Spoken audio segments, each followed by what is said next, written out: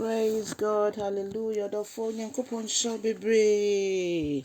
Onyame yeda wase enenso de ache ye. Eye wadu Morocco enye ya hoden ye nimedie nyansa de bi eye wadum adum a Awurade wode fisuru mo soro de adum yen. Ema afi bia po ye kai ebra wo kira woda edidi kira yen. So besma odoba Jesus Christ man ebe wudi age adasankwa. Awurade ye bu ye kompohwe afi mu nyina ye hu sa wadum na omobro hu na do dodo ama yen osefo nhihye bebre nso ni nyina wuyi ye firi ni nyina emo na nne ye da so tinkwam na mogyedie emu afrosane a Awurade ye nka ya no ntumo ye beka sa aseda nka wudin kronkron no ene due nso so ye nyankopon ye mpaibo nyina ne se yenim se ekwati wa ye ntimi nya hwe ene nti Awurade boa ye me nti wasem ase yeti asem wiase betimi adɔ se de ese na de nyina ya brabo aye ni onyam shama wudin kronkron yada wase bebre se wetia ya maye ewo Jesus Christ udim ne yabɔ mpaye hallelujah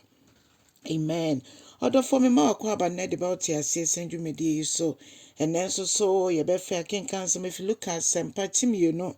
ntiche mu wo twedi ko si do 9 Luke 2:8-14 no say ekro na emu ye say Nazareth kro na emu no na nwanhwefo bi ehwo mu nwan anadwo ewo esre so no nyankopon bofo da ne hu edi ekire o mo ka kire o mo say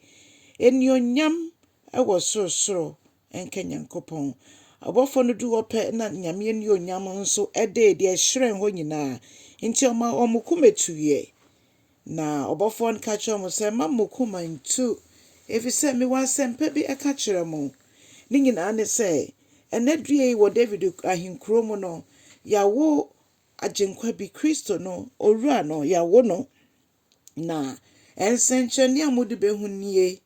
se mu behu se ya kekere abofra ewo entomamo edena atonwamuo mu na eho na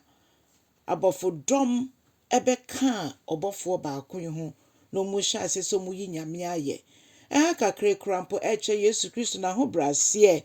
ma abofo nyina de ehurusi se ahene mo hene no esane ahene mo hene no wonye ohyebo no waye onyame amana afobebu no so aba asase yiso we che nyankopon kese ye ni meni ye nso hallelujah odofo ahene mo hene ne ewura no mo ewurade no obra ne ho ase beda anwambo mu meni won so yetimi bra ye ho ase Yesu bra ne ho ase akosi se enim go ase wo ya asenua so wo mpo okọ ede maame ne wo no muto aso ka se enionyam enka onyankopon ewo sorosoro na asomdwe enka nipa eti asase so Yesu maye no de asomdwe abra yen na asomdwe na kamene wo na afei wama ne nionyam nso ayekese o se enunti na abofo ni nyina ebra omokoye no ade ba akwa ye mede wonwanhwefo ehu ne se omo ye setie ema obofo no na o se nie Momma yɛnkɔ Bethlehem ne yɛnkɔhwɛ niema a esi na afei eniema yada na edidi akire yen adofo ye hwɛ afi mu a eniema bebre no nyankopon ada na edidi akire yen nso ye behwɛ mu kakra bi ene ye setie etu ho anamo enwanhwɛfo yi etu anamo ɛhɔ ni hɔ na hallelujah na yese omo de intempa na omo ba eba behwehwɛ Mary ne Joseph number 2 say ampani abofo no kaaye no ya kyekyere abofra no eda enwambo mu abofra ben ene ye betimi awo no foforo de na to amoa edididake mu odofo nyina yenim story no se de ye ba ndesa efse ne bebia ye ma ebra no mokotwero mudin ebra na pese ye kan nipa Joseph ekọ ni nchi a oni ne seyire Mary no nso na ne bre aso odofo onyame na kwan ne nye ya kwan se de osifa ye ne niama no ebra adwene ntiase so ni hia ne se ye beji na samwedi ye de ye rebe hye ne mu se de nwanhwefo no agi asem no di ye se mo de ahohare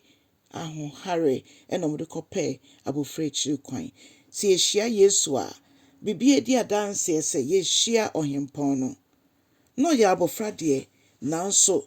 abɔfoɔ edi ne ho adanseɛ. Nti nwanhwɛfoɔ nso megye edi sɛ ɔmo yɛ nkurɔfoɔ bi ɔmo gye Awurade di. So ɔmo nye Awurade nni anka nea ɛkɔɔ so nka ɔmo nte aseɛ. Mene wo nso yɛafa Kristo. Yɛnsɛ Nyame nkronkron sɛ ɔmmoa yɛn na anamontuo bi a yɛtu wɔ ne mu no yɛnte aseɛ. Ɔmma yɛnte aseɛ wɔ mu. Yɛ Nyamesom, yɛ kasa mu, yɛ adehwɛ mu, yɛ dwumayɛ mu, yɛ bibie mu. Kristo ɛnna edi. Onyame nhyira wo na adom akyɛdeɛ bi ɔde ama wo nso ɛnyɛ adwuma. Kyɛ asɛm no